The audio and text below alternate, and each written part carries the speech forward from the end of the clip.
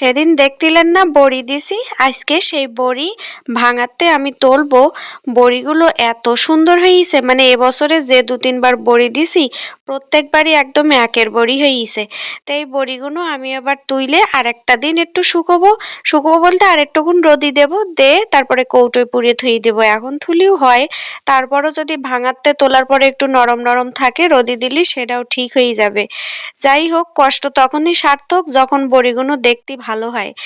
আর আমি ওই বড়ির ভিডিও দেওয়ার পরে কয়েকজন প্রশ্ন করিল যে 1 কেজি ডালেই কতটা চাইল কুমড়ো দিতে হবে।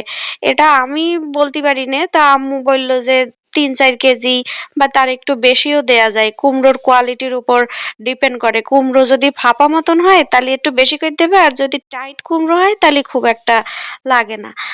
আর আরেকজন প্রশ্ন করিল যে 1 কেজি ডালি কতটা মানে বড়ি হয়। এটা আসলে বড়ি তো শুকুই একদম হালকা হয়ে যায়, আর ফেটতে ফেটতে একেবারে হালকা করে ফেলতে হয় না। 1 কেজি ডালই মোটামুটি 400 গ্রাম থেকে 500 গ্রাম ডাল মানে বড়ি হয়। তো এইদিকে আমি আমার বড়িগুলো এবার একটা পাত্রে নিয়ে নিচ্ছি। বড়িগুলো দেখতে যে কি ভালো দিল, আমার খুব পছন্দ হয়েছে। এত সুন্দর হালকা বড়ি হয়েছে। আর আমরা তো অলরেডি এখন খাচ্ছি, খুব মজা। যেকোনো তরকারির সাথে, মাছের ঝোলের সাথে এই বড়ি দিলে কিন্তু তার স্বাদ হাজার হাজার গুণ বেড়ে যায়। আমার এখানে একটা নতুন ক্যাফে হইছে, আমি মনে হয় আমার ভিডিওতে 3-4 বার দেখাইছি। মানে আমার তেমন কোনো, গ্রামে থাকি তো তেমন কোনো রেস্টুরেন্ট বা এই ধরনের নেই। তো এই একটা যেহেতু হইছে এই জায়গায় বারে বারে আসি। আর আমার বাড়ির যেহেতু একদমই পাশে, যখন মন চাই চলে আসতে পারি।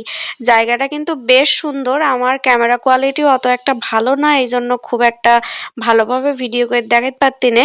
একদম একটা ঘেরের ওপরে এরকম বাঁশ দিয়ে ঘর ঘর করা, বেশ সুন্দর জায়গাটা। আর এই জায়গায় ওরা অনেক ধরনের মেনু রাখিছে, তবে সবকিছু এক্ষুনি শুরু করতে পারিনি। কিছু কিছু আইটেম আছে, সেগুলোই ওরা এখন দিচ্ছে। আমি বললাম যে এই শীতের মধ্যে আর কোল্ড কফি খাতি হবে না, কিন্তু আমার মেয়ে খাবেই খাবে, যদিও এর একটুকুনও খায়নি।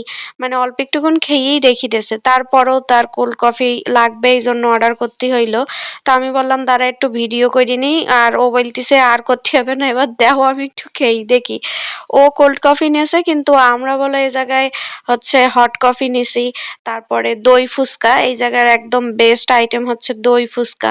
কম দামের মধ্যে বেশ ভালো খাওয়া দাওয়া। তো এই তো আজকে এই জায়গায় বিদায় নিচ্ছি। ইনশাল্লাহ আপনাদের সাথে আমার দেখা হয়ে যাবে নেক্সট ভিডিওতে।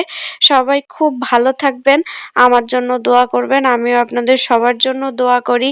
ভিডিওটি ভালো লেগে থাকলে বলো লাইক কমেন্ট শেয়ার করতে মোটেও ভুলে যাবেন না। আর ভুলে গেলেও সমস্যা নেই, আমি প্রত্যেকদিন মনে করাই দেবানে। আল্লাহ হাফেজ।